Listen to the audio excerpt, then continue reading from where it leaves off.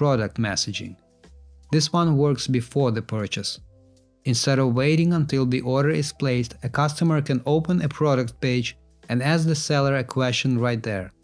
In the settings, you can enable WooCommerce product chats, choose the account endpoint where these chats will appear, and set the button label. You can also choose where the button appears on the default WooCommerce product page. Or if you're using a custom single product template in JetWooBuilder, you can select manual insertion and add the Start New Chat widget or block yourself.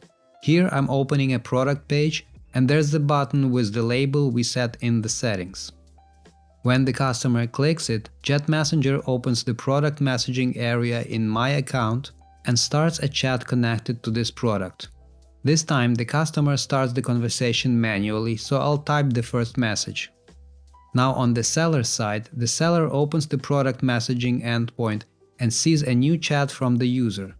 So the main idea is simple. Product chat is for pre-sale questions, while order chat is for communication after the purchase.